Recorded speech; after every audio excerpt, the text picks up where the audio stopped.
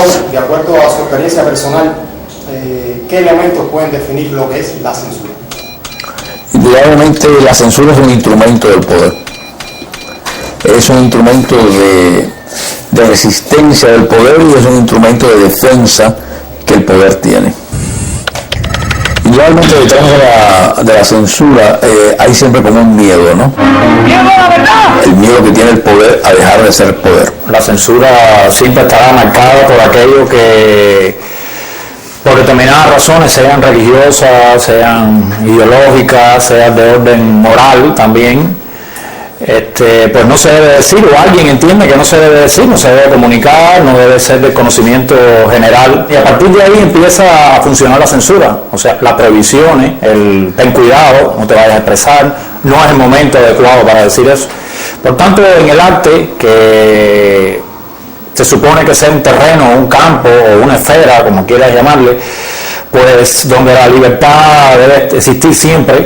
Que en el socialismo no hay libertad, que los burócratas lo controlan todo. Si no hay libertad, no hay una creación artística realmente de rigor. Y si libertad y arte andan por el mismo camino, pues la censura debe estar en el camino opuesto. La censura tiene elementos muy directos que son la prohibición, ¿no?, de una obra, en este caso una obra musical, que no la dejen poner en los medios de difusión. ¿Usted no les haría mucha molestia apagar el radio? Ok, músico. Por lo menos en el caso de los músicos de la trova, que tienen historia antigua en esto de lo que es la censura, en algunos casos ha sido por la prohibición de algunas canciones y en algunos casos por la prohibición de toda la obra, ¿no? Ahora, yo era un estudiante de Lisa, estás haciendo tu trabajo y pienso que lo que más te interesa, quizás dentro de la ubicación de censura como concepto, como definición, es ver cuáles son los problemas de la censura con los artistas cubanos. Yo creo que la censura es inherente a la naturaleza humana.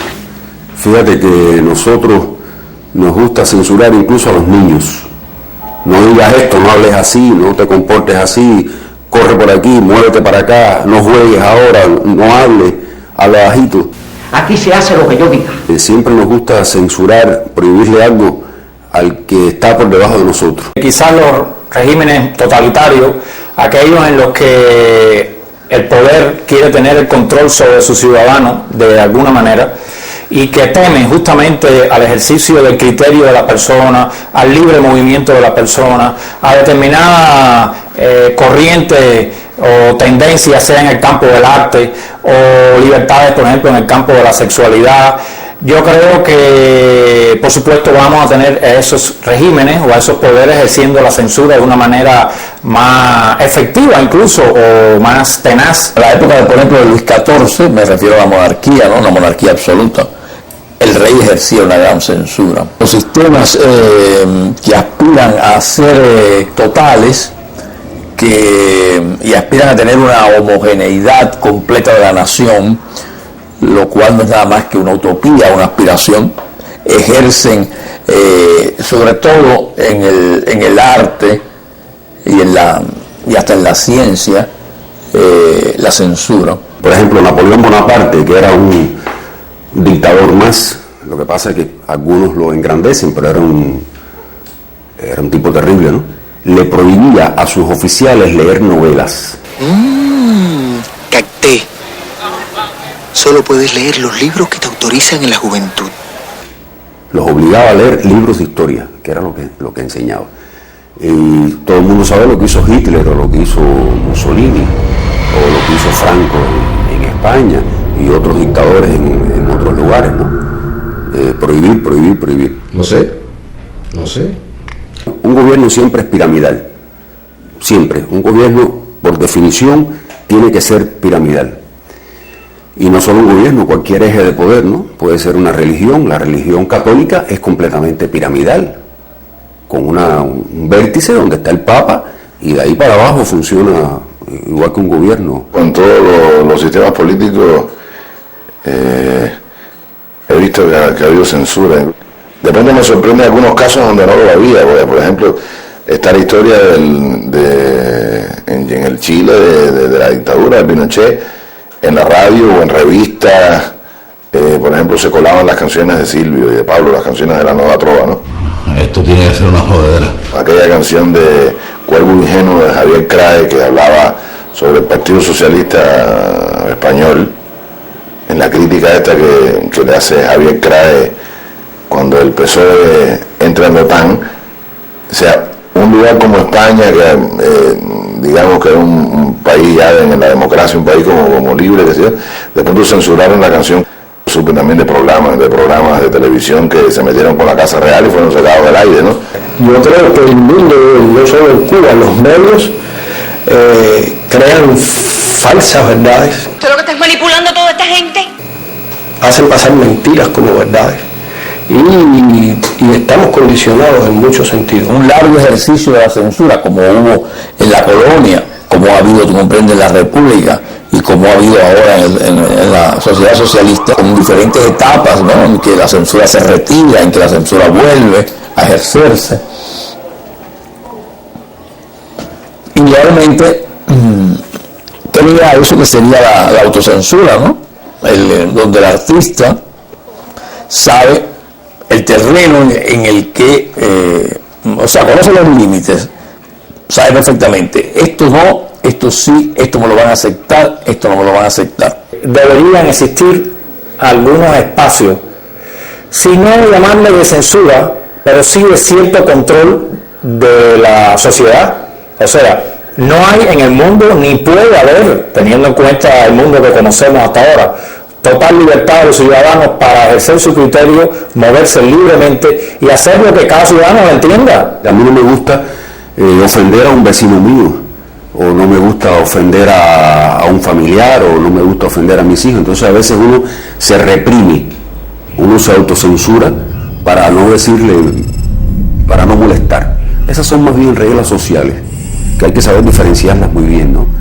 Con la censura abiertamente, que ya sí tiene un interés marcadamente político, ideológico o religioso. Sí, yo creo que el papel de censura es un papel muy olvidado, o sea, no, un papel que a mí nunca me gustaría ejercer.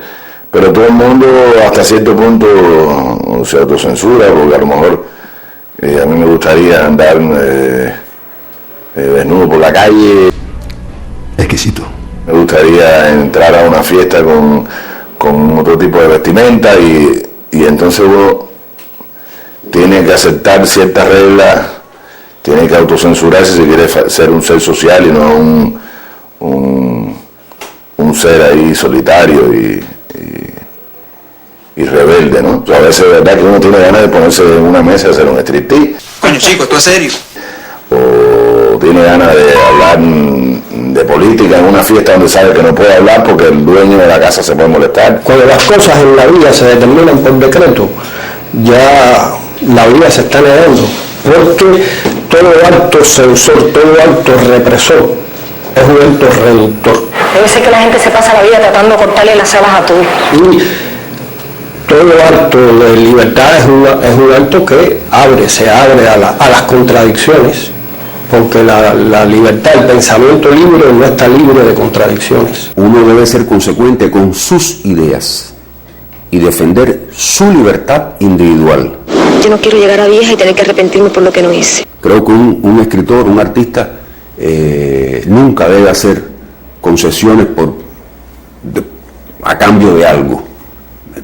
Me parece que uno debe de tener una línea ética individual muy fuerte y estar convencido de que tienes una responsabilidad contigo mismo. La obligación de todo artista en cualquier sociedad en la cual ha tocado vivir es sobrevivir. Es decir, el artista tiene que encontrar indudablemente formas de sobrevivencia si no quiere irse a vivir al extranjero, donde también tendrá que ejercer otras formas de sobrevivencia. Hay grandes modelos de resistencia en Cuba como Lezama y Virgilio Piñera. Frente a condiciones de imposición, de represión, no solo en la creación artística, sino en cualquier expresión de la vida cotidiana, uno tiene que ejercer su criterio propio. Yo siempre tenía mi propia idea. Yo pienso que eso es el único alimento para que el espíritu de libertad en uno mismo te permita que puedas dormir tranquilo. Si el artista está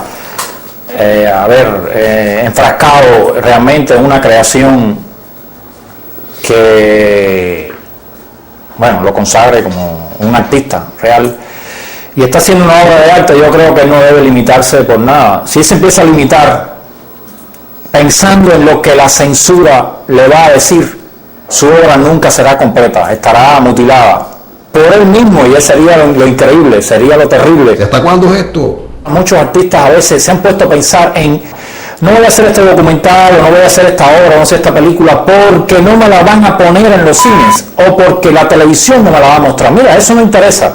Lo que importa en primer lugar es tu obra. Fue el caso de, por ejemplo, de Silvio, de algunas canciones que no gustaban en ciertas instituciones, y él fue sacado de la televisión, y que si él no modificó por eso su manera de ser. Si tú crees en lo que está diciendo, crees que es correcto, crees que tienes la razón, y tienes que luchar por esa canción.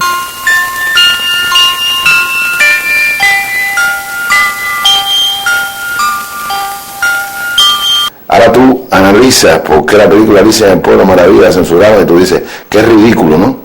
O sea, de que la película se censurara por esas cosas que dice, ¿no? Esa mentalidad de que toda aquella persona que había nacido antes del año 59 y se había hecho creador, se había hecho artista antes del año 59, estaba de alguna manera contaminada con los principios pequeños burgueses del arte capitalista o del arte del pasado, y por tanto esas personas debían ser apartadas de alguna manera de la sociedad, como ocurrió en los 60 y en los 70. Esa mentalidad no existe ya. Hay como un temor muy singular, muy curioso y muy constante detrás de toda esta cuestión. El temor a que el que es diferente nos convierta a su diferencia. Lo mejor es no asombrarse de nada y probar todas las copas. Nosotros en el proceso revolucionario hemos vivido, y de hecho lo estamos enfrentando todavía, la contradicción de dos mentalidades. Una que se plantea en la revolución como un hecho de apertura, de transformación, de dinamismo, y los que piensan que la revolución es una verdad única que tiene que responder a una imagen modélica. Muchos de esos fenómenos, por ejemplo, han cambiado. Es decir, los homosexuales no enfrentan el mismo tipo de represión que en aquella época. Tienen otro tipo de aceptación y incorporación dentro de la sociedad. El rock se escucha más o menos. Yo estaba leyendo ayer precisamente sobre las censuras que sufrieron artistas en los años 60, con toda aquella etapa de la efervescencia revolucionaria, aquella etapa del entusiasmo revolucionario, y eran a veces masas mal orientadas que tomaban medidas extremas, ¿no? Como el caso de que todo lo americano era malo, que todo... Y entonces aquellas especies de pogroms, aquella gente cortando pelos en las calles, cortándole los bajos, los pantalones. Mucha gente se ha ido fuera del país, ¿no? Incluso músicos brillantes, gente brillante en todos los sentidos, profesionales brillantes, que sencillamente, bueno, no puedo hacer rock aquí, o no puedo hacer esto, no puedo hacer lo otro, me voy a hacerlo en otro lugar. Eso por una parte, pero de todas maneras la gente sigue haciendo y tratando de expresarse, y mucho más el cubano, que somos tan extrovertidos. A nadie le gusta que te metan en prisión, te torturen en la prisión, ejerzan alguna presión física sobre ti, que te mutilen, que te marquen el cuerpo, la figura, que ejerzan una presión sobre tus familiares, sobre tus amistades. Aquí en Cuba en los años 60, en los años 70 particularmente, se ejerció la censura sobre determinados artistas, sobre una gran cantidad de artistas, y no fue una censura física. Que es lamentable pero comprensible que se cometan errores, como el de mandar a Pablito para lo más. A ellos sencillamente se les quitó el medio en el que ellos pueden ejercer su obra. La censura violenta ayuda a la resistencia del escritor también. el censor con un lápiz te dice, esto no, llévatelo para tu casa. Si esas personas tenían cierto sentido del humor y hacían unos chistes considerados irreverentes, esas personas en ese periodo, que se llamó el Pavonato, 1971-73, y un poco más adelante también, eran excluidos, porque había una gran cantidad de informantes que llenaban inmediatamente un expediente y lo mandaban a donde debían mandarlo, y esas personas decían, no, porque usted dijo. Los censores eran a veces amigos de los poetas que censuraban. Antes se quejaban de que no dábamos la cara. Eran gente de cierta cultura y sobre todo de cierto cinismo. Casi todos los años hay alrededor de 40 periodistas asesinados en el mundo entero. 36, 37 periodistas.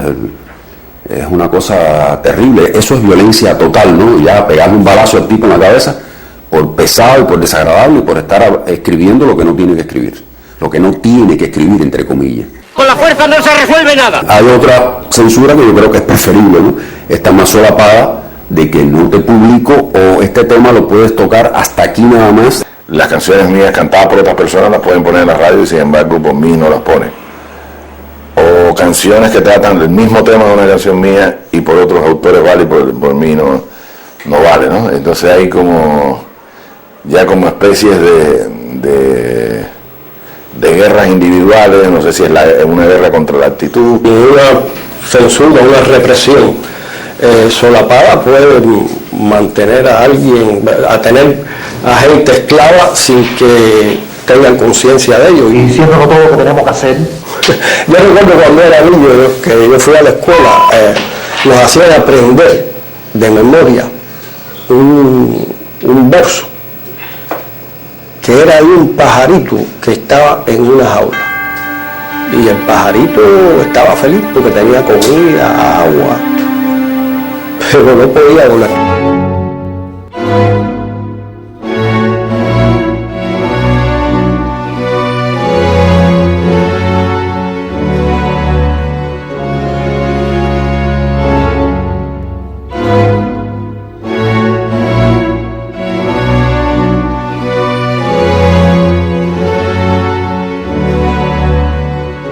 Desde el momento que tú tienes criterios propios en la vida, empiezas a buscarte problemas. Y tu vida se hace un poco más complicada, pero es más intensa, es más interesante, ¿no? No merece la pena quedar bien con todo el mundo. Por ejemplo, en mi caso, por mis libros, ¿no? Hay unos que me aman y otros que me odian. Eso es perfecto. Aquí lo que hay es demasiada cobardía, Omar. A él es el que más afecta esa actitud, ¿no? De un poco rastrera, un poco de serpiente, ¿no? Y no quiere decir que esté opuesto a la oficialidad sea bueno, o sea, hay excelentes artistas con un discurso oficial y artistas pésimos que se oponen al oficialismo, ¿no? O sea, una de las cosas más importantes que puede tener un artista es la autenticidad. Es algo que ha normado para mí a los grandes artistas y sobre todo a los artistas que se han realizado. Si tú crees que una canción de Carlos Varela, o un texto de una canción de Fran Delgado, o un libro de poesía de Reina María Rodríguez, o un libro o una pintura de Fabelo, o una obra de Fernando Pérez, o de un cineasta, te va a hacer tambalear el sistema, que tu sistema entonces está construido sobre un pantano. Por un lado tenemos un discurso oficial que habla del elevado nivel cultural que tiene la población cubana, ¿me entiendes? Tú sabes lo importante que son en este país los golpes de efecto, las cifras. Y que somos el país más culto del mundo, y por el otro lado entonces continuamente estamos vetando a las personas el acceso a determinada información, a determinada programación, a determinadas lecturas, porque debemos cuidar a las personas, o porque las personas no están preparadas, o porque no son los tiempos, o porque le hacemos el juego al enemigo, aparentemente para cuidar a la población cubana como si la población cubana fuera un bebé. Y mira, me cansé de no pensar. Los productos autocensurados ya no tienen que serse vigilados por el censor. El censor debe ocuparse de aquellos que él cree que están haciendo o diciendo algo que afecta al poder de los demás, al poder del centro. no quisiera morir en En la batalla quisiera guerrear, pero quisiera sobrevivir, y si para eso tengo que utilizar algunas técnicas, sí, porque es peligroso para la vida. Era peligroso para Luis Llach hacer una canción como La Estaca, y fue mortal para Víctor Jara hacer las canciones que hizo. Yo recuerdo que hace unos años en Argentina se me acercó la secretaria de Cultura de la Embajada Cubana para decirme que no cantara la canción Gallego, porque ni cantara una canción que tenía que se llamaba La Guerrillera Frustrada, porque eso está invitado el agregado cultural de la Embajada de España y el de México. Lo único que falta es que prohíban las canciones infantiles. Y entonces, bueno, mira, que se levanten y se vayan si no les gusta pues yo no voy a dejar de cantar esa canción, y nunca la he dejado de cantar en Cuba, no la voy a dejar de cantar aquí. Pero bueno, son las cosas de la diplomacia, pero yo no soy diplomático, yo soy un trovador.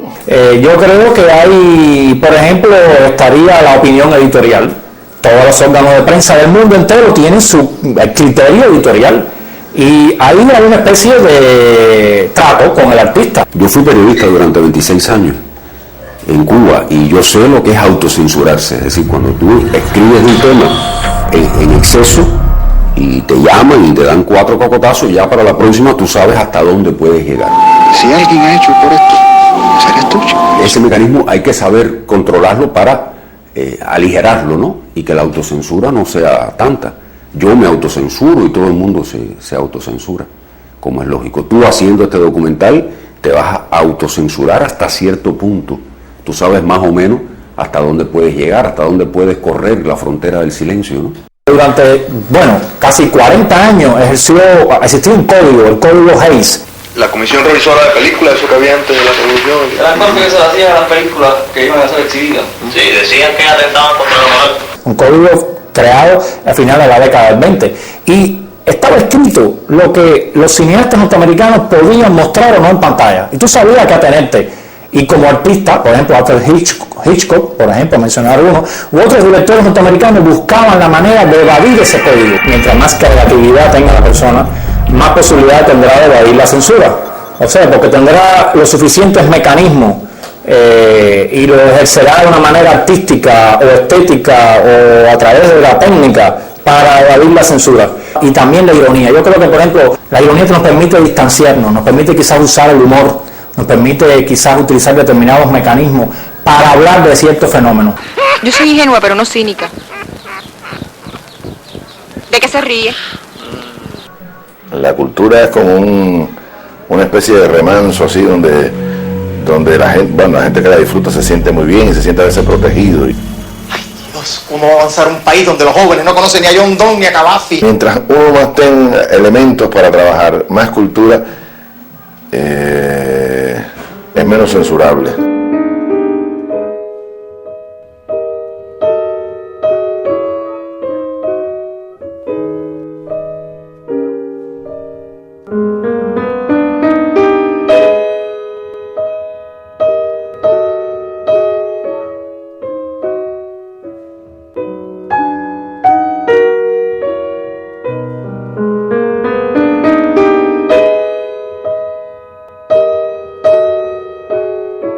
Puede haber de todo, de la persona que tiene el poder y tiene miedo a perder el poder y le preocupa cualquier otro cuestionamiento que se haga sobre su ejercicio, sobre su administración, sobre su discurso, sobre su política, por supuesto va a ejercer entonces ese poder.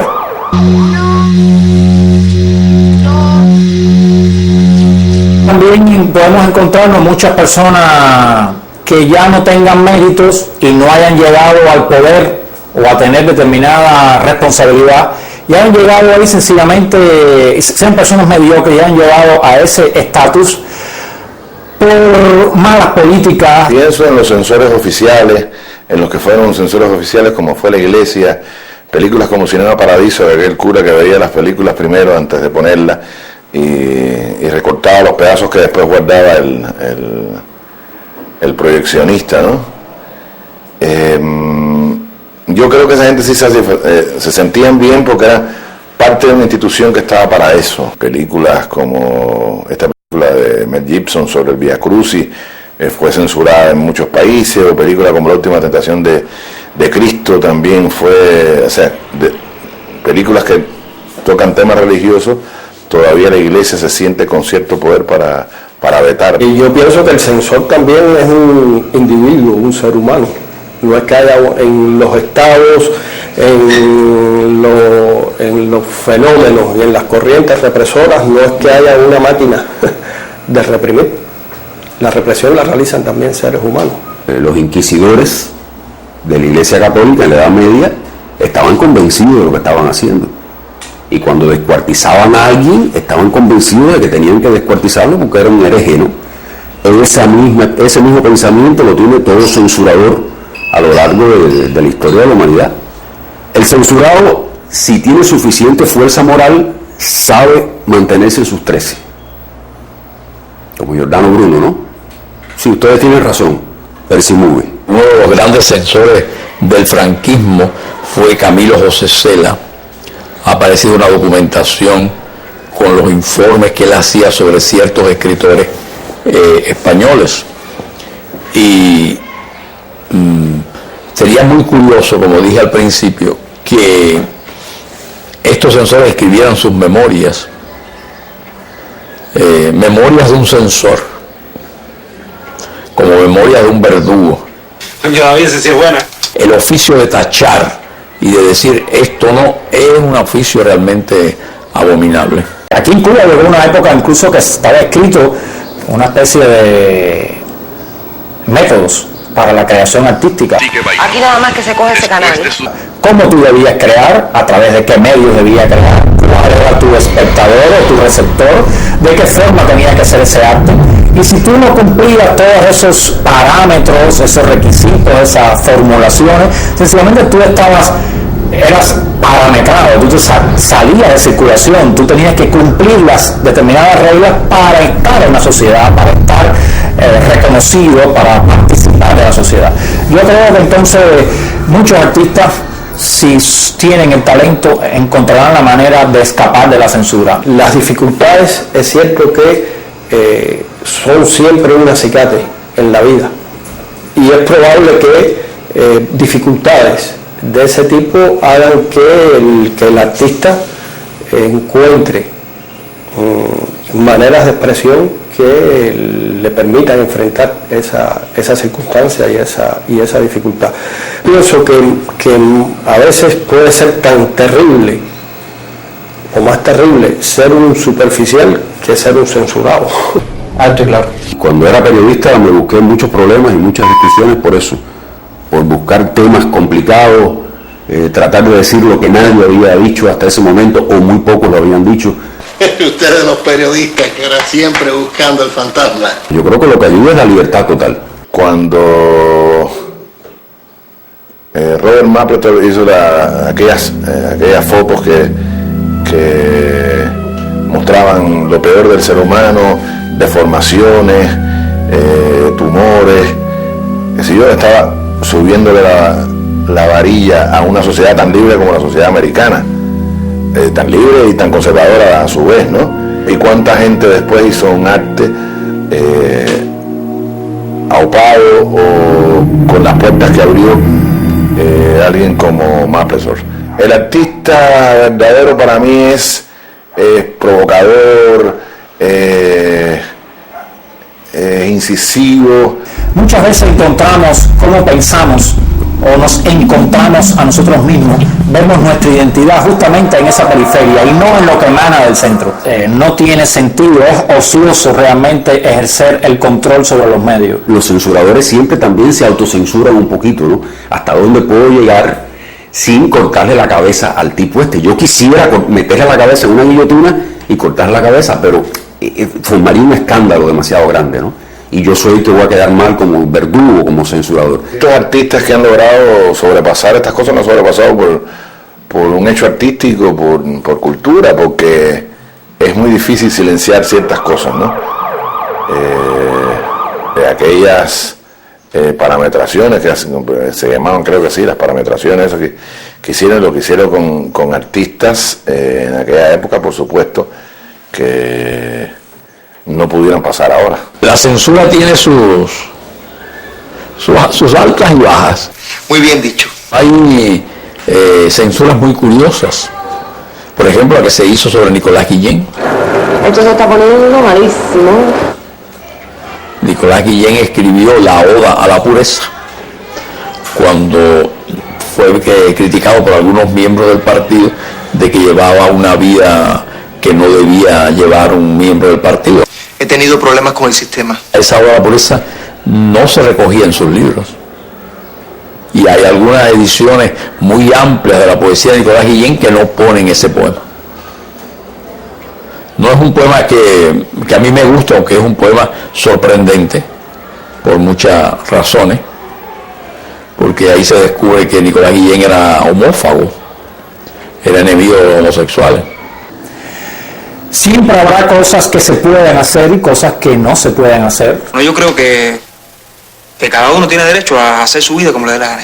No sé si en el futuro, de aquí a 1000 años, existiremos todavía nosotros en el planeta, probablemente no. Si existimos y existe el comunismo, o como quiera que se llame ese futuro, ¿me entiendes?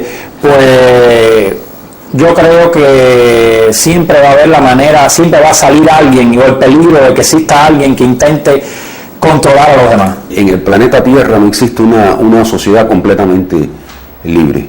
Eso es propaganda, eso es publicidad. El que diga aquí no reprime, mentira. Siempre hay muchas formas de reprimir en cualquier sociedad. Y tú te harías ahorita que apagaran la cámara esa, o tú me entiendes. Ahora acaban de votar un amigo mío, periodista en México, porque se puso a crear un grupo comunista, un sindical comunista en el periódico donde él trabajaba. Inmediatamente lo votaron, lo echaron del periódico. Con toda la intercomunicación que existe en el mundo. Me encantaría tener una antena parabólica. El poder de la censura cada vez es más social, es más social y menos político. La revolución necesita más militantes como tú. Siempre debe existir una censura porque debemos coexistir todos. Paz, amor y libertad. Y tenemos que aprender a vivir en un mundo donde hay musulmanes que no prueban el alcohol, donde hay católicos del Opus Dei que no soportan o que no creen en los anticonceptivos, donde hay cristianos que creen que la homosexualidad es una cosa demoníaca. Creo en el mejoramiento humano porque como individuos no somos perfectos. Yo lo que sí no creo es en la perfección. Y una sociedad perfecta, una relación perfecta entre en el género humano, es difícil que exista. Ven acá, ¿qué es lo que tú quieres decir? Esas ideas, estoy plenamente convencido, volverán, estarán ahí. Esos sueños son buenos. No con ismos, no convertidas en ideologías cerradas. La sociedad socialista, sobre todo, debe admitir la crítica, digamos, positiva, la crítica, como se decía antes, constructiva. Hay muchas cosas que cambiar, que hacer. Porque sin saber dónde están los puntos débiles, las flaquezas de una sociedad, dónde están sus errores, es muy difícil mantener viva esa sociedad. No van a borrar nada. Vamos, tranquiliza. Eso se va para allá así mismo como está. O sea que la crítica casi siempre es fecundante, aún sea la más adversa, si esa crítica se coloca dentro de los principios de la sociedad que está criticando, puede ser útil. A veces vienen, sobre todo jóvenes, con fotocopia de mis libros aquí para que yo se los dedique, y eso es muy simpático, eso me gusta mucho. No sé si ya estoy clasificado en la Biblioteca Nacional, pero hasta hace poco yo ni siquiera aparecía en el catálogo de la Biblioteca Nacional, ni siquiera existía como escritor en la Biblioteca Nacional. A mí me hicieron una entrevista, una muchacha joven, como tú, me preguntó, ¿usted cree en la revolución? Y yo me sorprendí porque ese tipo de preguntas no se hacen aquí, para publicarlas. Yo le dije, creo en la revolución como la posibilidad de la transformación y el mejoramiento humano. Y no creo en la revolución cuando ésta se convierte en fanatismo, en dogmatismo, en imposición de una verdad única y en reducción estrecha de la realidad. 15 días después esta muchacha me llamó y me dijo, mira, en el órgano para el que yo escribo no quieren publicar esa respuesta. Incluso le propusieron que apareciera la pregunta, pero solamente con la primera parte. Y yo le dije, no, la publicación tiene el derecho de publicar lo que quiera o lo que no quiera, pero lo que no puede es decir lo que, o expresar lo que yo no expresé. La respuesta va completa o no va. No se publicó ni la pregunta ni la respuesta.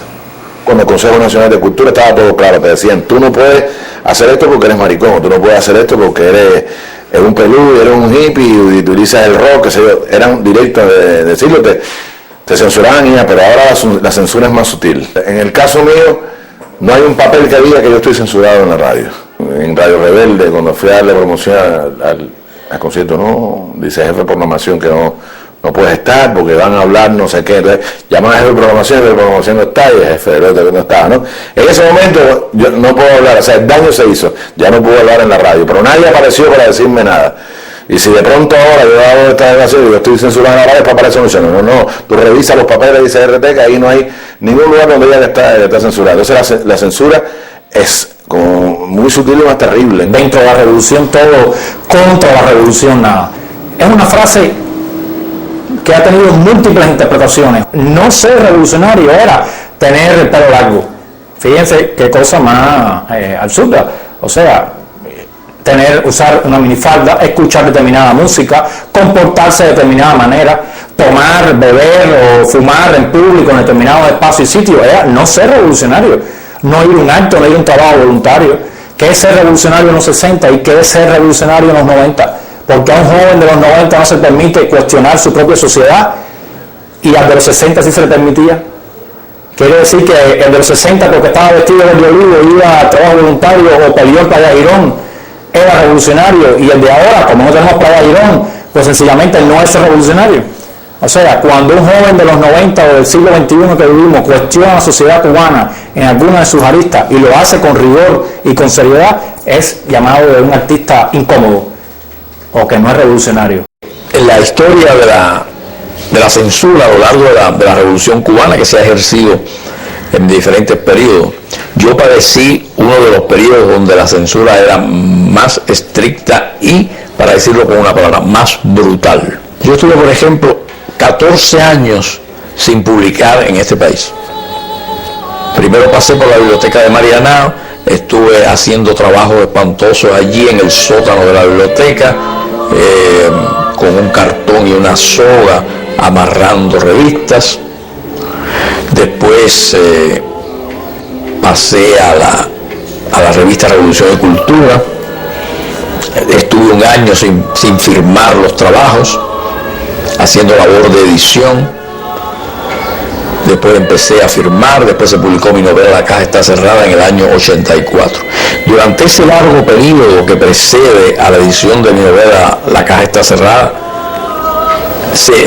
la censura en Cuba se ejercía de esa manera. Dano Bruno, Galileo, Da Vinci, el Papa, Augusto Racine, Ovidio, Emil Solá, Milanés Weiler, Xochitl, Eliseo Diego, Boris Pasternak, Virgilio Piñera, Luis XIV, Lezama, Víctor Jara, Napoleón Bonaparte, Nicolás Guillén, Y Nicolásito Guillén Andrián, Hitler, Salman Rushdie, Gabriel Infant, Severo Sarduy, Mussolini, Santiago Álvarez, Hayes, Luis Llach, Franco, Chico Huac, Javier Crae, Camilo José Cela, Humberto Solás, Pavón, Milán Kundera, Silvio, Pablo La Cerguera, Reina María Rodríguez, Gutiérrez Alea, Tito Edu, Quesada, Jan Padrón, Carlos Varela, Jesús Vergarabat, Mel Gibson, Menem, Fran Delgado, Fernando Pérez, Pedro Luis Ferrer, Robert Mapleton, Fondo para Ricardo, Pinochet, Leo Bravo, la Grupo de Experimentación Sonora